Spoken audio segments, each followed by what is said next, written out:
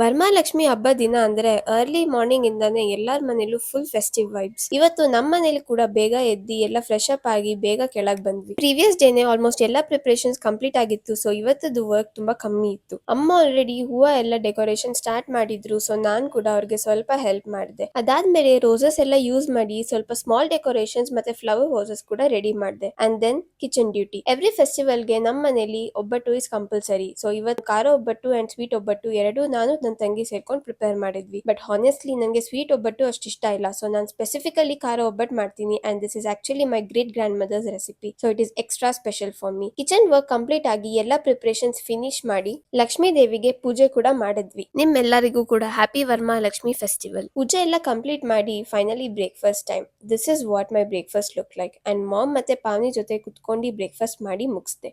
ಅದಾದ್ಮೇಲೆ ಸ್ವಲ್ಪ long rest ತಗೊಂಡ್ವಿ till afternoon because morning itself full busy ಇತ್ತು. ಮಧ್ಯಾಹ್ನ ಆದ್ಮೇಲೆ ಮತ್ತೆ ಪ್ರಿಪರೇಷನ್ ಸ್ಟಾರ್ಟ್ ಮಾಡಿದ್ವಿ. ಈವ್ನಿಂಗ್ ಗೆ ರೆಡಿ ಆಗ್ಬೇಕಿತ್ತು and finally this was my evening look. Evening ಅಲ್ಲಿ ಅರ್ಶಿನ ಕುಂಕುಮಗೆ ಗೆಸ್ಟ್ ಬರಕ್ಕೆ ಸ್ಟಾರ್ಟ್ ಮಾಡಿದ್ರು. ಅಮ್ಮ ಎಲ್ಲಾರ್ ಮನೆಗೂ ಕುಂಕುಮಕ್ಕೆ ಇನ್ವೈಟ್ ಮಾಡೋದಕ್ಕೆ ಹೋಗಿದ್ರು. ವೆಲ್ ನಾನು ಮತ್ತೆ ಪಾವನಿ ಮನೇಲೆ ಇದ್ದು ಗೆಸ್ಟ್ ನ ವೆಲ್ಕಮ್ ಮಾಡಿ ಸರ್ವ್ ಮಾಡಿದ್ವಿ. ಅಂಡ್ ಹಾನೆಸ್ಟ್ಲಿ ವರಮಹಾಲಕ್ಷ್ಮಿ ಹಬ್ಬ ಅಂದ್ರೆ ಪೂಜೆ ಮತ್ತೆ ಡೆಕೋರೇಷನ್ಸ್ ಅಷ್ಟೇ ಅಲ್ಲ, ಫ್ಯಾಮಿಲಿ ಜೊತೆ ಟೈಮ್ ಸ್ಪೆಂಡ್ ಮಾಡೋದು, ಗೆಸ್ಟ್ ನ ವೆಲ್ಕಮ್ ಮಾಡೋದು and all these little preparations ಎಲ್ಲ ಸೇರಿದ್ರೆ ಹಬ್ಬದ ಫೀಲ್ ಬರುತ್ತೆ. So that's how I spend my Varamahalakshmi festival this year. See you in the next vlog. By.